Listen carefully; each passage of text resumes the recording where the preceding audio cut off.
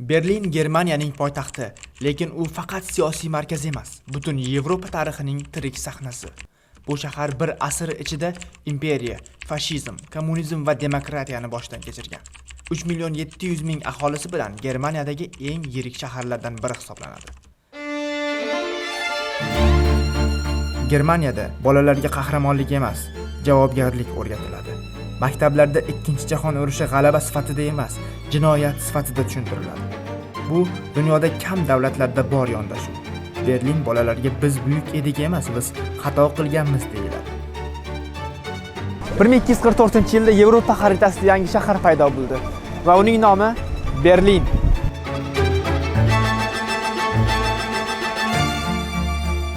Dastlab bu yerlar Spree daryosi bo'yidagi oddiy bir hudud edi. Shuning uchun ham buning nomi eski slavyancha tildan olingan bo'lib, Berl, ya'ni botqoq joy degan ma'noni anglatadi. Berlin Yevropadagi eng ko'p ko'priklarga ega shahar, hattoki Venetsiyadan ham.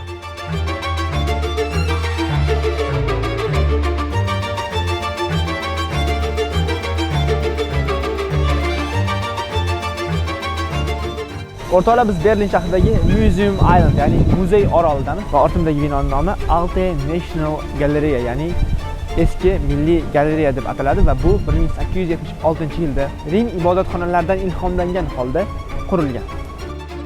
Ko'p joyda Germaniya yahudiylarga soliq to'laydi degan gap yuradi. Aslida bu noto'g'ri atama. Bu soliq emas, reparatsiya, ya'ni tarixiy jinoyat uchun tovon. O'rtoqlar, Yevroturimizni bosh homiysi bu Ipak Yo'li banki va Ipak Yo'li bankining bu safarga yangi chiqqan Visa kartasi aynan menga juda mos tushdi. Nega deganda, imkoniyatlar Visa kartasi orqali siz 50 milliongacha bo'lgan summani 55 kunga foizsiz olsangiz bo'ladi va uni xohlagan vaqtingiz 55 kun ichida joyiga qaytarib qo'ysangiz, siz hech qanaqa foiz yo'qotmaysiz va bu pul sizga sayohatingizni shunchaki go'zal amalga oshirishda yordam bergan bo'ladi.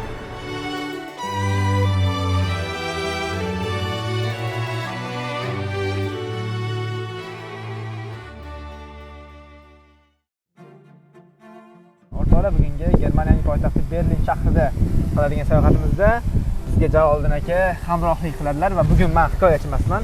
Bular hikoyachi bo'ladilar, bilan tinglaymiz bugun. Xudo xolasa.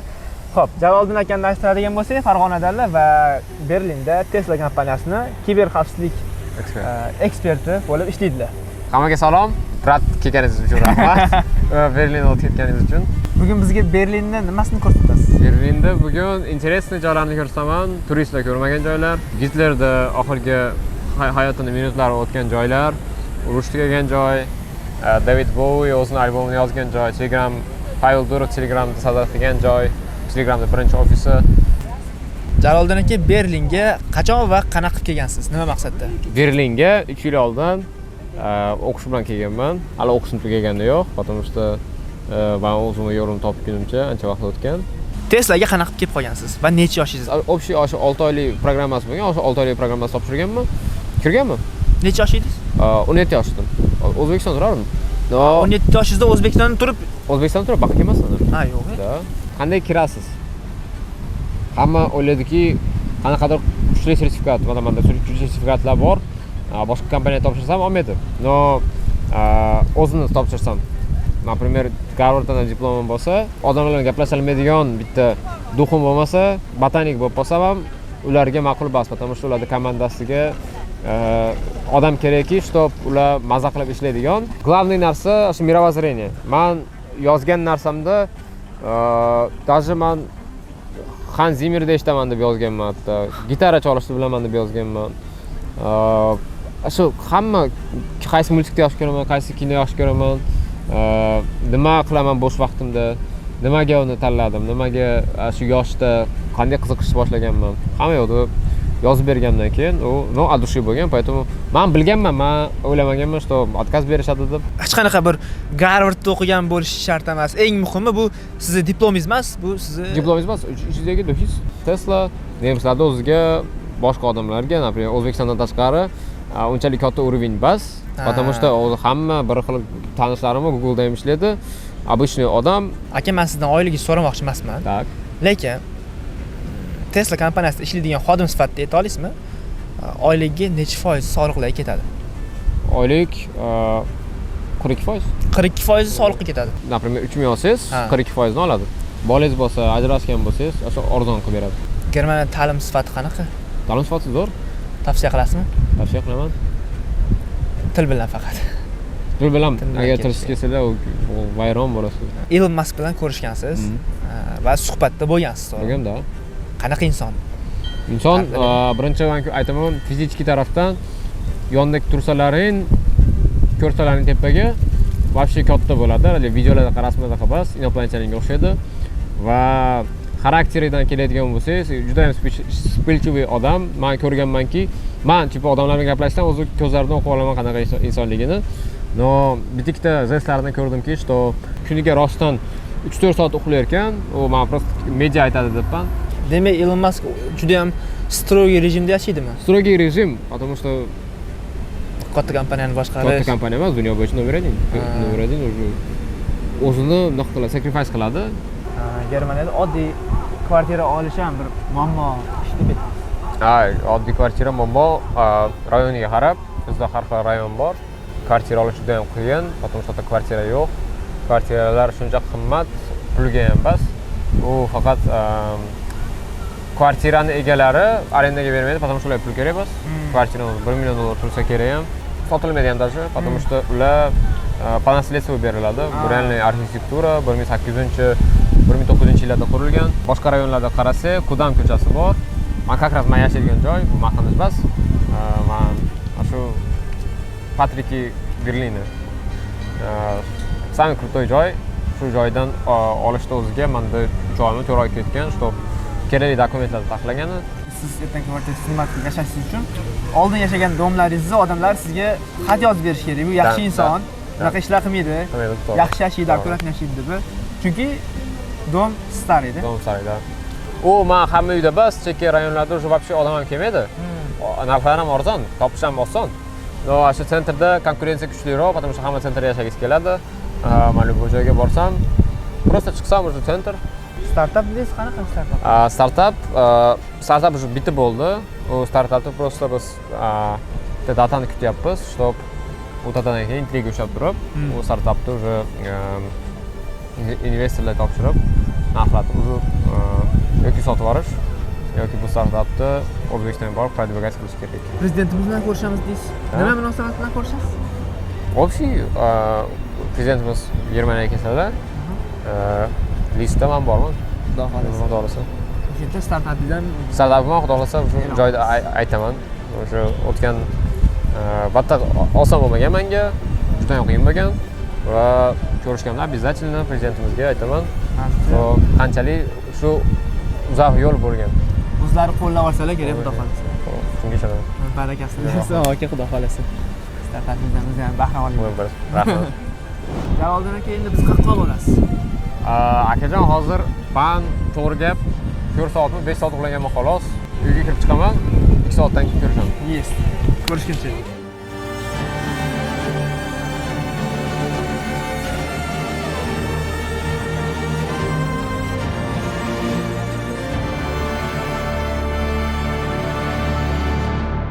Men hozir Berlin markazidagi Yevropada o'ldirilgan yahudiylarning xotirasiga bag'ishlangan Holocaust yodgorligidaman.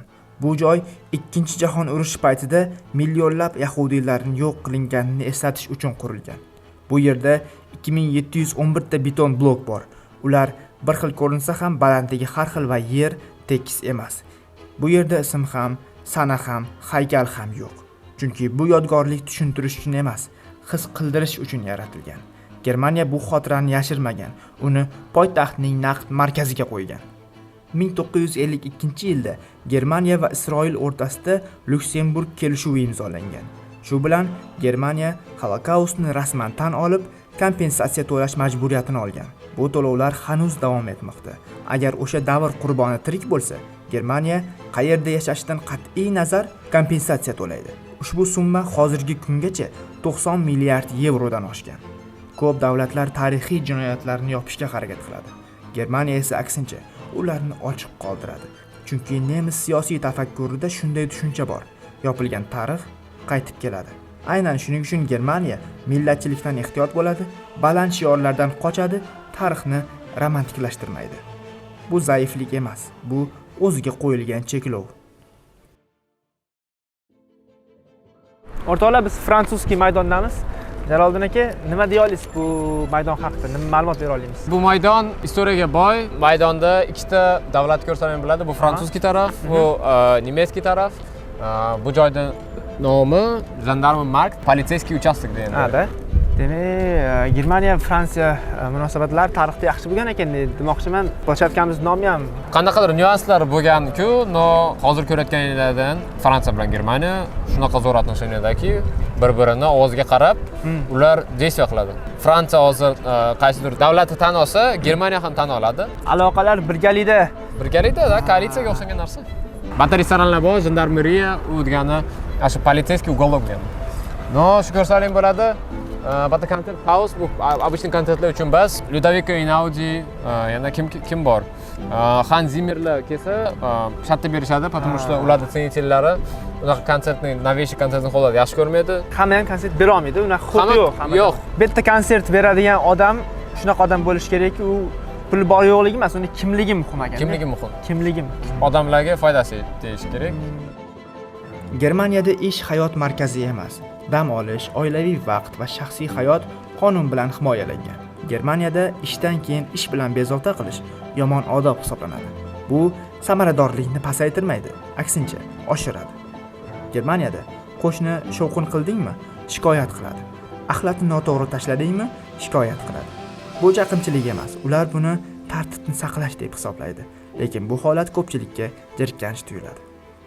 Germaniyada mehmonga oldindan xabar bermasdan borilmaydi. Kimningdir uyiga yo'l-yo'lakay kirib ketish madaniyatsizlik hisoblanadi. Hatto yaqin do'st bo'lsa ham oldindan xabar berish shart. Sababi oddiy. Bu yerda shaxsiy hayot, shaxsiy vaqt muqaddas hisoblanadi.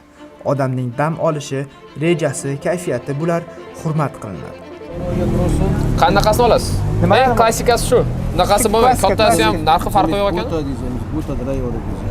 Okay. Mit buta zweimal bitte. Germaniyaning nonlari juda zo'r o'rtoqlar, hozir nonni taqib ko'ramiz. Berishga bor.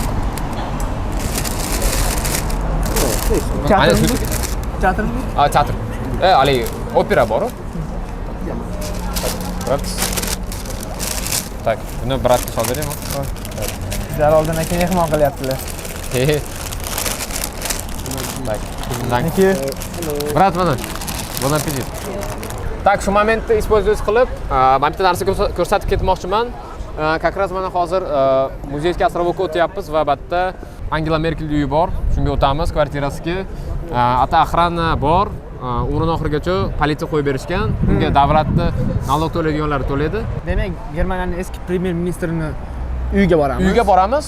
82 kvadrat metrda yashaydi. 82 kvadrat metrda yashaydi. Uchastka yo'qmi? 8 sotixlik. Berlinda itlardan ko'ra ko'proq yolg'iz odamlar yashaydi. Shahar aholisining 20% chet elliklar. Berlinda ijara uylar soni egalik uylardan ko'proq. Berlinliklarning 85% aholisi uy sotib olmaydi, ijarada yashaydi. Sabab urushdan keyin uy egaligi axloqan noto'g'ri deb qaralgan. Natijada Berlinda uy investitsiya emas, bu oddiy yashash joyi sifatida qaralgan.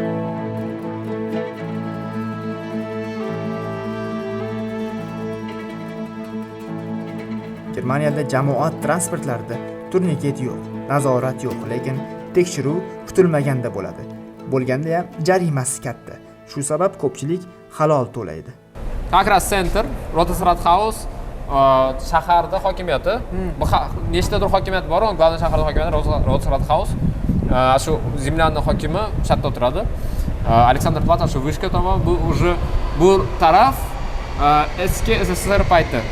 Taraf, shu East Germany. Polniy buyog'i bunaqa. Eshitdim, ikkita liniya bor ekan, metroda. Ikkita liniya. Tepa va pastgimi deb aytishdi. S-Bahn bor, U-Bahn bor. Hozir underground Bahn turibdi-da, underground Bahn. Keyin bitta Unter der Linden bu, hali to'g'riga Brandenburgskiy varota bu, Bundestag mana e'tibor beringlar. Bu parlament a'zolari, prezidentlar yuradigan joy Bundestag. Shu hamma yoq prezident saylansa ham shatta Bundestagda bo'ladi. Metroga tushyapmiz, bizdan hech qanaqa tiket yoki qanaqadir Jeton so'rashmadi, hech kim tekshiruvchilar yo'q. Tak, bunaqa narsa bo'lmaydi. Metroga tushsalaring, hech kim sizlardan bilet so'ramaydi, hech kim sizlardan karta imomni tekshirmaydi, hech qanaqa to'lamaysizlar. Даже men sizlardan olib hozir u bandni o'zgacha ketsam bo'ladi. Agar kontrolyor bo'lmasa, hech kim shtraf qilmaydi. Tak, hozir chiqib yursangiz, hech kim bilet tekshirmaydi. Ular nima qilishgan? Chunki bitta biletning narxi 2 soatga srednyam 4 euro.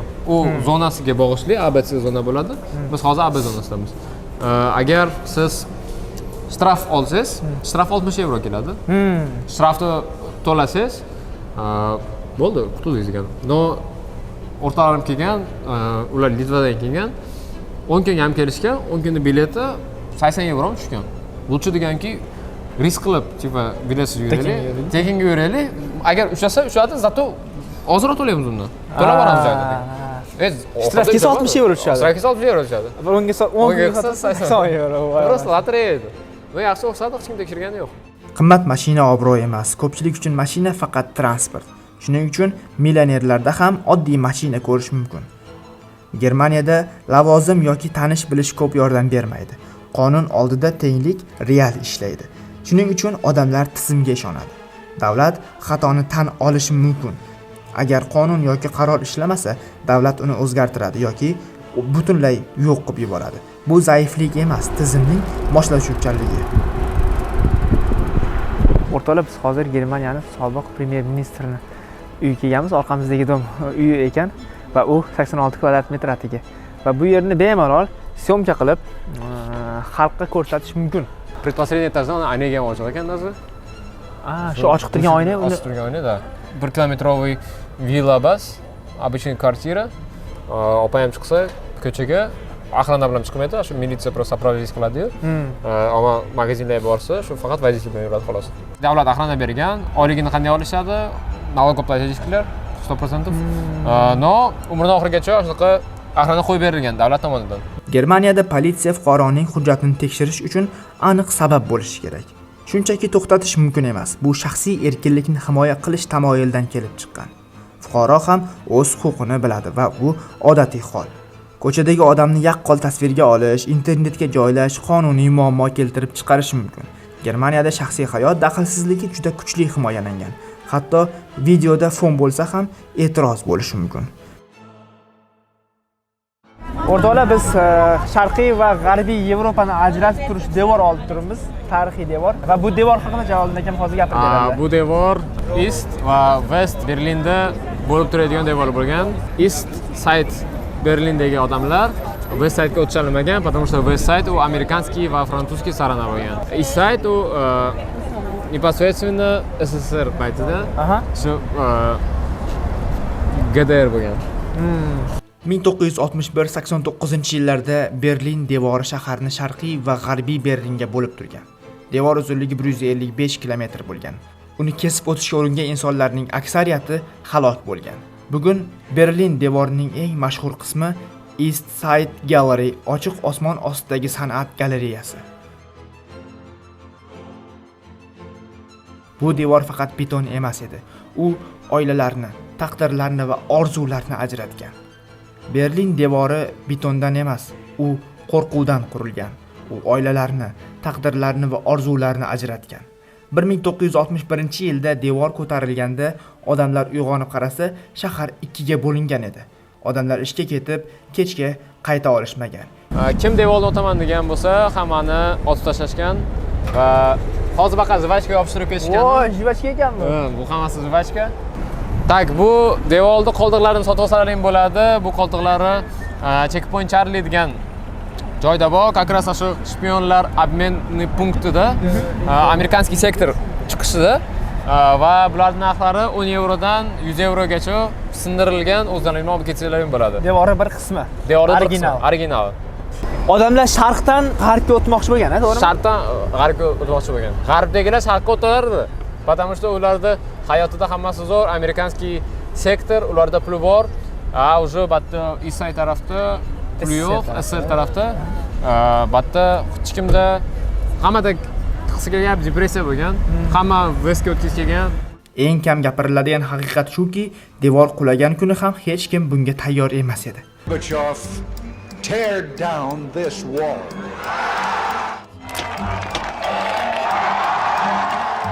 Bu siyosiy reja emas, tarixiy xato edi. Bir mansabdor hujjatni noto'g'ri o'qidi, xalq esa tarixni o'zgartirdi.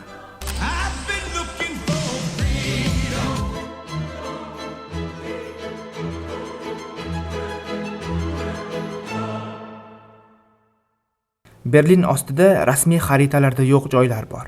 Yuzlab bunkerlar, tunnel yo'laklari, yopilgan metro stansiyalari. Ularning ayrimlari natsistlar davrida, ayrimlari sovuq urushda qurilgan.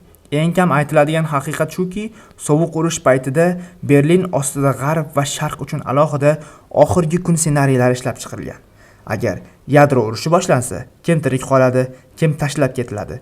Bular oldindan belgilangan edi. Berlin yer ostida ham teng bo'lmagan. Berlin tarixda hech qachon g'olib shahar bo'lmagan. Prussiya imperiyasi qulagan, natsistlar bu yerda yakunlangan, Sovet ittifoqi bu yerda to'xtagan.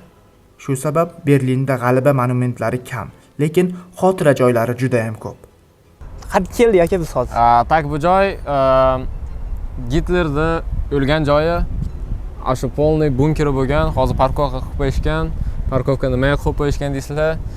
Chunki shunchalik o'zini narodi ham Gitlerni yomon ko'radi, поэтому shuncha katta odam shuncha davlatlarda разрушить qilgan. Endi mana bu joyi parkovka deb turib, parkovka qo'yishgan. Например, Gitler Eva Braun bilan zaharli qilib turib, o'zini otib qo'ygan. Gitler o'zini otib qo'ygan. Shu joy o'ldirgan. mana daraxt turgan joy. Bunaqasini topishgan.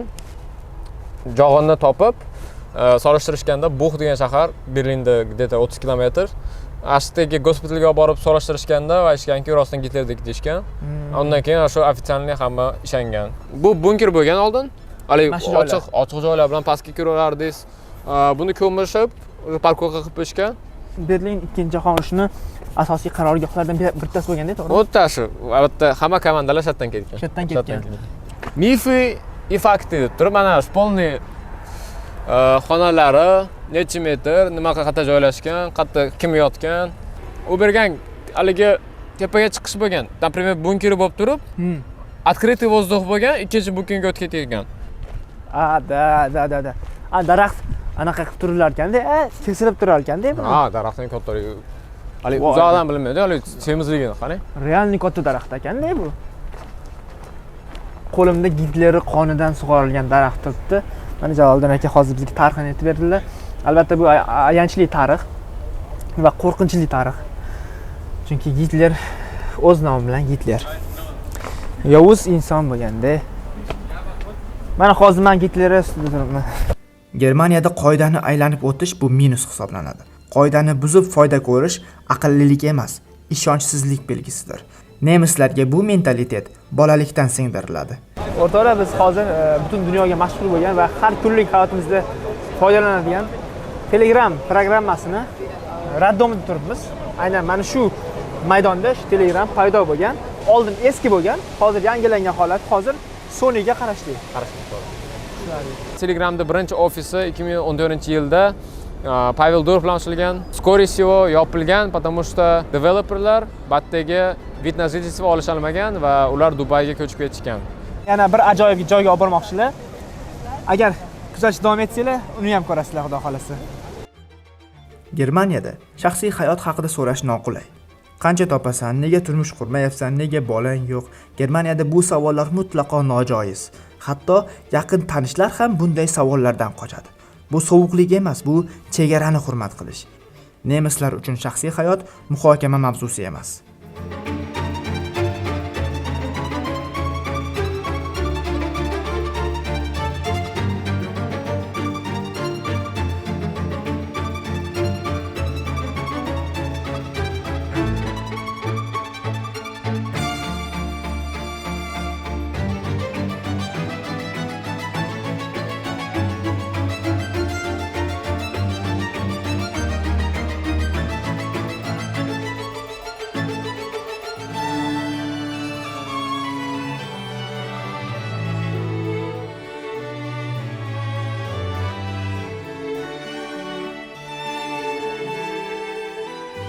O'rtoqlar, biz Berlindagi o'zbekistonliklar, ya'ni nafaqat o'zbekistonliklar, balki O'rta Osiyoliklar o'zini o'z vatandek his qiladigan joyga keldik, ya'ni choyxona, o'zbek restoraniga keldik va bu yerga kirib rahbarlar bilan biroz suhbat qilamiz. Qani, ketdik. Assalomu alaykum. Aka, sog'lig'ingiz yaxshimi? Charchamasizlar? Kirishimizdan bilindi, vatanning hidi shundoq taralib turibdi. Boringlarga shukr. Sizlar borsizlar, mana biz chet elda qiynalmasdan bemalol yuribmiz. Rahmat aka. Yuringlar. O'rtoqlar, yana bir bor assalomu alaykum. Biz Berlindagi choyxona Osiyo taomlari restoranining asosiy tarmog'idamiz va bizning yonimizda shu tarmog'i rahbarlaridan Asadbek aka o'tiribdilar. Asadbek aka, assalomu alaykum. Assalomu alaykum, xush kelibsizlar. Rahmat. 7000 kilometr bosib o'zimizni vatanni tuprog'ini bir o'zi anaqa bo'ladi-ku. Balonlarimizdan. Xush kelibsizlar, qiynalmaringlar. Rahmat. Xudoga shukr. Xudoga shukr. Endi Asadbek aka bilan biroz chiroyli suhbat qilamiz. Ya'ni ularning opitlarini sizlar bilan bo'lishamiz degan maqsadda ushbu intervyuni tashkil qildik va o'zim ham hali ular bilan tanishmadim. Sizlar bilan birgalikda tanishamiz. Asadbek aka, qayerdansiz? Yoshingiz nechida?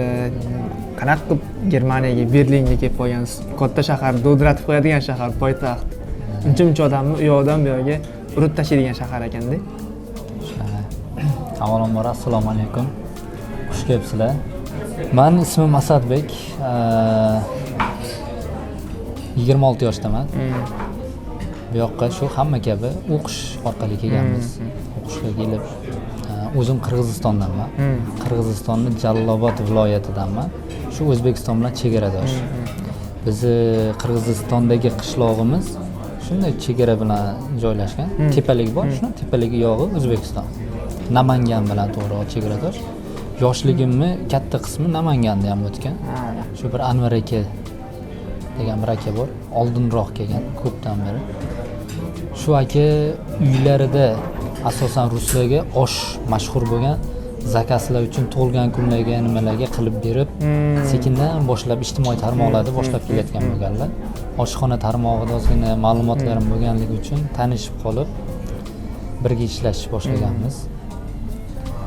Shundan beri birga ishlashib kelamiz. Demak, kelganingizga menimcha 5 yil, 6 yil demoqchiman. 5 yildan o'tdi-da. Berlinlik bo'lib qolibsiz, sizlar salkam. Ko'p nemislar berlinliklarni anaqa xush ko'rmaydi. Nimaga? Berlinni yo'qotdik deb hisoblaydi. Ko'pchilik nemislar, haligi chekkaroqdagi nemislar bor-ku. Berlinni o'zini ko'rib ketib qoladigan bo'lsangiz, Germaniyani to'liq ko'rmagansiz hisoblanasiz. Chunki haqiqiy Germaniyani Berlinning o'zidan topish qiyin-da. Haqiqiy nemislar Berlinni tashab ketdi-da. Qanot tashab ketdi demayno, haligi Berlinni ham unda chekkaroq joylariga, o'sha boya aytdim-ku, men bu Prenzlau Berg o'sha Berlinning eng nufuzli rayonlaridan bo'lgan. Keyin nimagadir o'sha haqiqiy nemis, haqiqiy boy anaqalar Berlinni tashqarilariga yoki boshqa shaharlarga anaqa qilishdi-da, ko'chishdi. Berlinda ko'proq o'sha kelgindilar bizga o'xshaganda. Bizneslar ham o'sha ko'p chet davlatlari bizneslari hammasi Berlinga qurildi. Men ham eshitganman, o'sha nemislar chiqishuvchan bo'lmaydi. Ular bilan til topishish yoki ularning yo'lini topish qiyin deb eshitganman-da. Nemislarni millatchi deya olamizmi yo'qmi?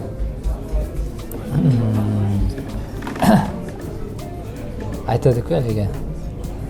Millat yomon bo'lmaydi, odam yomon bo'ladi degan singari. Biz o'sha kuxnyamizni egasi hozirgacha juda ko'p narsalarda yordam beradi bizga. Biznesda, boshqada o'zini tajribalaridan juda ko'p narsalarda o'zini bilganlarini hammasi bilan bo'lishishga harakat qiladi. Yana bir narsa, hozir kirishda bir ajoyib marketing usuliga ko'zim tushdi.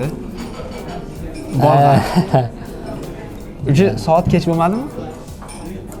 Hozir qilsak bo'ladi. Bo'ladimi? Qilamiz. Ketdikmi? Bo'ldi, ketdik. Buni shartlari bor. Shartlari erkaklarga alohida, ayollarga alohida. Boshida ozgina anaqa qilish kerak. Kirgizib olish kerak. Uchib ketmaslik uchun. Erkaklarga bir urishda oxirigacha kirgizishsa, yegan ichganlari 100% tekin. ikkita o'tarda kirsa 30%, uchta o'tarda kirsa 20%. Ayollarga 3ta o'tarda kirsa 100%, 4ta o'tarda kirsa 30%, 5ta o'tarda kirsa 20%. Realnost ko'p bo'lganligi uchun populyarnost ko'payib ketdi. To есть bir udarda kirgizadiganlar juda ko'p bo'lganligi uchun urush xohlab kelganlar ham ko'p bo'ldi. Tushunarli. Sinab ko'ramiz. Sinab ko'ring. Bismillah. Oldin ishlaganmisiz o'zi? Yo, bunda ishlagan. Qishloqda katta bo'lganman. No. 1 2 olov chiqib ketdi-yu. 3 4 Voy, sekin bo'lib ketdi. Bo'lmay qoldi. Lekin haligi astoydil shu narsani qattiqroq ursangiz kirsa bo'ladi-da. Bo'ladi. Bittasini ko'rdim. Bu to'lib qolgan, hozir bizda pastda yangisi bor edi, chiqishga ulgurmadik. To'lib qolganning hisobiga ham sal qattiqroq bo'lib qolgan. Tushunarli. Bu kimning ideyasi? Bu Qirg'izistonda bir stроительный anaqa bor, magazin bor. Shu magazindagini ideyasi. Bo'ldi, unda sovg'atib qolmaylik, kiramiz ichkariga. Kiramizda. Ketdik. Qaysi o'qish kelgansiz? Qanaqa kelgansiz? Ya'ni hozir Germaniyaga kelmoqchi bo'lgan talaba do'stlarimiz bor, abituriyent deymiz. Juda ko'plab Toshkentda shaxsan men guvohman, juda rivojlanib ketdi nemis tili. Siz qanaqa yo'nalishga kelgansiz? Kontraktingiz qanaqa bo'lgan? Necha pul sarflagansiz? Shu kungacha bo'lgan yo'l qanaqa qiyinchilik bo'lgan? Ozgina bo'lishsiz. Men Bishkekda o'qiganman. Qirg'iziston bilan Turkiyani hamkorlikdagi universitet. Meni o'zimni tug'ishgan akam 2016-yillari Germaniyaga kelgan. O'qishga praktika orqali kelgan. Akam o'sha anaqa texnikumda o'qirdi. Shu texnika tomonidan shu praktikaga kelgan. Shu praktikadan keyin bu yerda qolib qoldi. Praktikasi 6 oy edi. 6 oydan keyin yana 1 yilga uzartirib qolib qoldi. Boshqa yo'nalishda o'qib, menga ko'p aytaverardi. Men ham chetga chiqaman der edim. Akam Germaniyaga kel derdi. Menda bir o'sha vaqtlarda qanaqadir, yo'q, men Germaniyaga bormayman, hamma kabi Amerikaga boraman degan. Amerikaga boraman deb ingliz tili kurslariga borib, hamma narsalar qilib, hamma kabi harakat qilganmiz. Отказ olganman 2 marta. Akam keyin nima qilasan? Bu yoqqa kelar, bu yoqdan keyin Amerikaga harakat qilasan degan. Shu yo'llarni qilib tilim ham uncha zo'r bo'lmagan, shuning uchun ozginacha nemis tilini o'rganib, bu yoqqa til kursiga kelganman. Til kursi, ya'ni foundation kursi. Shunaqaga kelib, Berlinda emas, Berlindan tashqarida Brandenburg, ya'ni misol uchun Toshkent shahri, Toshkent viloyati bo'ladi-ku. Shunga o'xshash Berlindan tashqarida, kichkinaroq joyda Kotpus degan shaharcha bor. O'sha yerda o'sha Brandenburg universiteti bor. O'sha yerga topshirganmiz. Yo'nalish marketing. Men o'zim ham Manasda shu yo'nalishda o'qiganman. U yerda o'qish davomida o'sha boyaga Anvar aka bilan tanishib qolganman, ko'p vaqt o'tmasdan. Ikkalasini parallelni olib ketish qiyin bo'lgan. O'qish bilanmi? O'qish bilan. Qiyin bo'ldi. Bittasini tashlash kerak. Yo o'qishni oxiriga yetkazish uchun ishni tashlash kerak, yo ishni tashlash uchun uni tashlash kerak. O'qishim meniki davlat o'qishi bo'lganligi uchun, nemis tilida bo'lgani uchun bepul. Keyin o'qishni tashlashga majbur bo'ldingiz. Mani diplomim bor edi o'sha. Qirg'iziston Vanas universiteti. Shunaqa yo'llari bo'lgan. Diplomni bu yoqqa подтверждение qilib, to есть tanitib, o'sha orqali ishlab ketish. Agar o'qishim uchun bu yerda Amerikadan juda katta farq bor. Ko'pchilik shu yerda xato qiladi-da. Amerikaga до этого menimcha hozir u narsalar ham lekin qisyapti. Turistik viza bilan kirib turib qolib ketish, vizasini o'zgartirib ketish imkoniyatlari, o'qishga borib o'qish to'xtatib qo'yib, advokat orqali tam green cardni shu tomonlarga topshirib ketish, shunga o'xshash imkoniyatlar bor-ku. Germaniyada u narsa yo'q. Germaniyada yo o'qish tugatishingiz kerak yoki shu men qilgan yo'l orqali bir diplomingiz bo'lsa, shu diplomni Germaniyaga tanitib, shu orqali ishlab ketishingiz, ishchi viza qilib ketishingiz mumkin. Atak qiyin. Atak yo o'qishni oxirigacha chiqarishingiz kerak yoki agar o'qish tashab qo'ygan bo'lsangiz, vizangizni uzartirib bermaydi. Vizani uzartirish uchun o'qishdan spravka kerak. Shuni olib borsangiz, keyin uzartirib berishadi. u bo'lmasa viza yo'q. Viza yo'q degani nelegal ketding degani. Shunaqa qilib o'qish tashlamasdan o'sha diplom orqali boshladik. Balkim подтверждение bo'lmay qolishi mumkin, tanilmay qolishi mumkin diplom. Yo'q, keyin diplom tanilib, shu orqali keyin ishchi anaqa qilib. Sizni Qirg'izistondagi diplomingiz bakalavr diplomi. Bakalavrda. Demak, bakalavr diplomingiz Germaniyaga o'tgan. O'tgan. Ya'ni bemalol ishlayverasiz yoki magistr qilsangiz ham bo'laveradigan narsa bo'lgan. Shunaqa, xuddi shunaqa. Xo'p, men ko'rdim. Birinchi filialingiz juda ham chiroyli ekan. Ixchamgina ekan. Keyin aytgan marketing tomonlama juda chiroyli o'ylagan ekansiz. Ya'ni kelgan har bir mehmon o'zidan kichkina bo'lsa ham xotira qoldirib ketar ekan. Nuqtachani siqib qo'yar ekan. Qayerdan kelganligi uchun. Bu kimning ideyasi? Bu u yer agar ko'rgan bo'lsangiz podyezd. Ha, podyezd ekan. Odamlar kirib chiqar ekan. Ikkita xonadon bor, yosh xonadonlar. Shular yashashadi, kirib chiqishadi. U yer bo'sh devor bo'lgan. Bo'sh devor bo'lgan. O'zingiz ko'rganda u yer juda kichkinaligi uchun o'sha kartani birinchi qo'yganmiz. Kartani birinchi qo'yib, balkim shunchaki karta qo'yamiz deganmiz. Hali qiziqtirish uchun, tanitish uchun shunchaki sayyidiganlar yo'q, shunchaki karta. Keyin kartani qarab, shu narsa chiqib qoldi, ideya qo'shildi. O'zimiz sayish boshladik. Bir kuni keyin o'tirib o'zimiz boshladik. Salom deb o'sha bir qog'oz chiqib qolib, shunchaki yozib yopishtirib qo'ydik. Keyin birozdan keyin qarasak, yana bir kishi bir narsa deb haligi taomlanib bitgandan keyin oshna og'aynimiz bilan gaplashib yopishtirib qo'ydi. Qarasak, o'sha qiziqroq boshlandi. Keyin o'zimiz atayin o'sha kichkina qog'ozchalari va ruchkalarni olib o'sha yerga qo'yib qo'ydik. Juda tez anaqa bo'lib ketdi. Tim bo'li u rayon xuddi shunaqa narsalarni xohlaydi. Va bu kafemiz joylashgan rayon bilan u rayonni juda katta farqi bor. Odamlarida, rayon o'zida, strukturasida, hamma narsada farq bor. Ko'rdim. Juda ko'p millat bor ekan. Juda ko'p millat. Juda ko'p millat bor ekan. Din vakillari ham juda ko'p ekan. Ya'ni bitta o'zbek kirsa, ikkinchisi o'zbek emas, ikkinchisi yoki turk bo'lishi mumkin yoki Avstraliya yoki Amerikadan bo'lishi mumkin. Xuddi shunaqa. Keyin bayrog'ini ham ko'rdim. Noviy Zelandiyadan bor ekan. Rossiyani juda tepadagi burchagidan bor ekan, oroldan bor ekan. Xullas, mehmon juda ko'p kelgan ekan. Juda ko'p kelganda. Bu restoranni ochish sizlarga necha pulga tushgan? Joy katta, kichkina emas. Ochsa bo'ladigan ishmi, qilsa bo'ladigan ish va bunaqa ishga qancha muddat ketishi mumkin misol uchun? Bizning yutug'imiz nima bo'ldi? Bizning yutug'imiz boya aytganimday boyaga palatkadan boshladik-ku. Palatkadan boshlaganimizda bizda chiqishi unchalik ko'p emasda. Bir palatka olganmiz, 1000 yevro, misol uchun mashinamiz bor. Stullar u yoqdan anaqa, misol uchun 1,5 ming qozon-pozonlarni chaqirtirib, misol uchun bu yoqdan yasattirib, shu bilan boshlaganimizdagi tovarlar o'sha sveji olasiz, ishlatasiz, sotasiz. Shu orqali tanitib oldikda. Biz misol uchun o'sha 2020-yillar bozorga chiqib osh sotayotganimizda qoshiqlab berganmiz.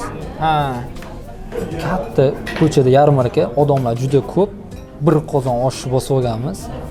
Hech kim olmaydi. Keladagi endi gurunch turibdi, osh keladagi bundoq qaraydi. Tim bo'li biz o'zimizni o'zbekona qilib bosganmiz-da, haligi yog'liq qana qilib turib, bundoq qozon yarmi to'liq yog'. Bular yog'liq yeya olmaydi unaqa. Turibdi, keladi. Zid Gutaus deydi. Ko'rinish juda ham ajoyib haligi. Mazali ko'rinyapti deydi-da, o'tib ketadi. Mazali ko'rinyapti deydi-da, o'tib ketadi. Haligi yemaydi-da. Qoshiq olib, bir qoshiq yeb ko'r deb har biriga tashab, yangi qoshiq olib shunaqa qilganmiz-da. Shunaqa qilib sekin-sekin tanitib, ruslar bo'lardi. Tanib, ularni biladi, yerda. Shunaqa qilib, haligi o'zimizga qaysidir ma'noda klientoviy baza to'plab olib turib, keyin kafe boshladik. Bo'lganda ham narigi birinchi filialni boshlagandik. U yer kichkinaroq bo'lgani uchun unaqa sarmoya katta kiritilmadi-yu. To'chni raqamlarni ayta olmayman. Chunki bizniki sarmoya haligi bittada tub tashlanmaganda. Hozirgi kungacha topganimizni bu yoqqa sarmoya qilamiz. Biz hozirgacha plyusga chiqqan emasmiz. Shu 2 yil bo'lyapti o'z misol uchun. Imna mana bu choyxona proyekti bo'yicha 2 yil bo'lyapti. Noyabrda 2 yil bo'ladi. Shu 2 yildan beri hali plyusga tutsa emasmiz. Hozirgacha o'sha narigi kichkina filialga 50 ming 100 ming orasi sarmoya kiritilgan. Kichkina filial. Kichkina filial o'ziga. Juda kichkina lekin 3 ga 4 12 metr kvadrat. 12 metr kvadrat joyiga 50 mingdan 100 ming. Skladi bor pastda podvalda. U ko'cha boya aytganimda asosiy ko'cha bo'lganligi uchun kichkina bo'lishiga qaramasdan o'sha kommunalkalar bilan 2-3 ming atrofida. 12 kvadrat metr joy 3000 yevro turadi. Kommunalkalar bilan. Betunda 5 mingdan yuqori. 5 mingdan yuqori. Necha kvadrat? Bu yer podvallari bilan 150 metr kvadratdan kattaroq.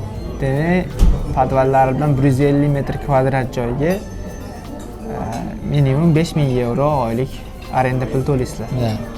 Endi juda bir yana bir ajoyib tomoni shuki, o'zimizni o'zbek, qirg'iz do'stlarimiz, chetda studentlarimiz ishlashar ekan, mana shu yerda ishlab o'zini kelajagini quryapti desak ham adashmagan bo'lamiz. Sizlar endi shunga sababchi bo'lyapsizlar. Biz bolalarga ham aytamiz, bizning maqsadimiz haligi faqat pul emas. O'sha bu yerni bu oshxona biznesini boshlagan meni sherigim Anvar aka, men u kishini ustoz qatori ko'raman. Juda yaxshi aka. Shu aka o'zlari ham aytadilar, maqsad pul bo'lsa hech narsaga erishmaysan debcha. Chunki ertaga ketamiz-da. Ertaga ketamiz. Bolalarga ham aytamiz shuning uchun. Atayin o'sha bolalarni ham hozir bizda ishlayotgan hamma bolalar birinchi kurs bolalar. Hammasi. Berlinga yangi kelgan, Germaniyaga yangi kelgan, vatandan olisda, nemis tilini bilmaydi. Bu bolalar asosan частный universitetlarga, juda ko'pchilik hozir yoshlar частный universitetlarga topshirishadi. Chunki ingliz tili biladi. Davlat universitetlariga nemis tili kerak. Вот, и shular yangi kelganda Germaniyaga moslashib olishi osonroq bo'lishi uchun o'zimizning muhit, o'zimizning milliy taom, o'zimizning atmosferada bu yoqqa moslashib olgungacha o'zingizga qo'limizdan kelgan yordamlarni berishga tayyormiz. Endi biz kameraning oldida unaqa to'liq ochilib gapirishga ko'nmaganmiz. Shuning uchun ba'zi bir xatoliklar ketgan bo'lsa, uzr so'raymiz hammadan. Boshqa bir yordamlar, boshqa bir savollar bo'lsa, agar Germaniyadagi vatandoshlarimiz bo'lsa, kelishsa, bu yoqda kamerasi yo'q, juda yaxshi anaqa qilishga tayyormiz, xudo xolos qo'ldan kelgancha.